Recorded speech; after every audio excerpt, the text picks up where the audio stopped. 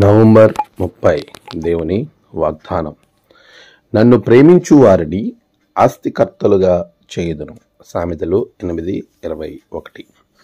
మన ప్రభువైన యేసుక్రీస్తు నామములో మీ అందరికీ ఈ ఉదయం శుభములు తెలియచేయచ్చు ఉన్నాను.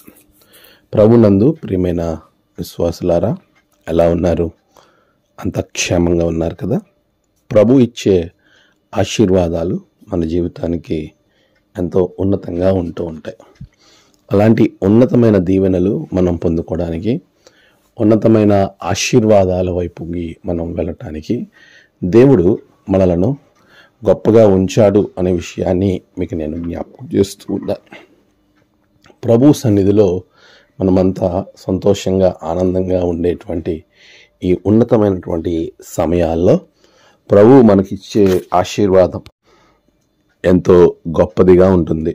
ఈరోజు దీవెనకరమైన వాగ్దానాన్ని మనం ఆలోచన చేస్తున్నప్పుడు, మనలను ఆయన ఆస్తికర్తలుగా చేస్తాను అని వాగ్దానం చేస్తూ ఉన్నాడు. అటువంటి ఆశీర్వాదం మనం పొందుకోవడానికి చాలామంది ఎన్నో ప్రయత్నాలు చేస్తారు. ఈ లోకంలో మనిషి డబ్బు సంపాదించడానికి లేక ఆస్తిని సంపాదించడానికి ఎంతో ప్రయాసపడతాడు. దాని కొరకు అహర్నిశలు కష్టపడతాడు.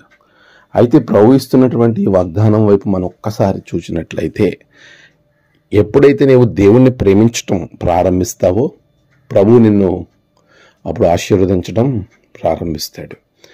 దేవుణ్ణి ప్రేమించడం అని అంటే యోహాను సువార్త 14వ అధ్యాయంలో చాలా స్పష్టంగా చెప్తాడు. ఆయన ఆజ్ఞలను ప్రేమించటము, ఆజ్ఞలను గైకొనడమే ఆయనను ప్రేమించటం. ఈరోజు ఎవరైతే దేవుణ్ణి ప్రేమిస్తున్నాను అని చెప్తున్నారో ప్రతి ఒక్కరు కూడా ఆయన ఆజ్ఞలను ప్రేమించగలిగినప్పుడు, ఆయన ఆజ్ఞలను పాటించగలిగితే అదే దేవుణ్ణి ప్రేమించటం అని యేసు ప్రభుల వారు స్వయంగా చెప్పిన మాట. పేతురుతో కూడా ఆయన మాట్లాడినటువంటి సంఘటన మనం యోహాను సువార్త 21వ అధ్యాయంలో గమనించగలం. ఈరోజు వీరికంటే ఎక్కువగా సీమోను పేతురు నన్ను ప్రేమించున్నావా అని ప్రభు అడిగిన ఆనాటి ప్రశ్న ఈరోజు నిన్ను అడుగుతున్నాడు. లోకానుసారమైన వాటికంటే నీవు దేవుణ్ణి ఎక్కువగా ప్రేమించగలుగుతున్నావా, లేక దేవుణ్ణి ప్రక్కన పెట్టి లోకాన్ని ప్రేమిస్తున్నావా? నువ్వు దేవుణ్ణి ప్రేమించగలిగినప్పుడు, ఆయన చెప్పిన ఆజ్ఞలను నువ్వు పాటించగలిగినప్పుడు ప్రభువు నిన్ను ఆస్తికర్తలుగా చేస్తాడు. అది భూలోక సంబంధమైన ఆస్తి, పరలోక సంబంధమైన ఆస్తి. పరలోకమందు మీ కొరకు ధనాన్ని సమకూర్చుకోండి అని ప్రభు చెప్పినట్లుగా నీవు అక్కడ ఆస్తిపరులుగా ఉంటావు, ఇక్కడ ఆస్తికర్తలుగా ఉంటావు. అట్టి కృపా ఆశీర్వాదం దేవుడు మీకు దయచేయనుగాక. ఆమేన్. ప్రార్థన.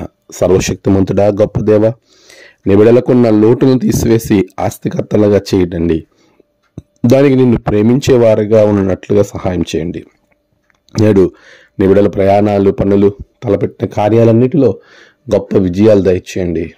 నేడు జన్మదినము, వాహదినం, ఆయా విశేష దినములు జరుపుకున్న బిడ్డలను బహుగా దీవించండి.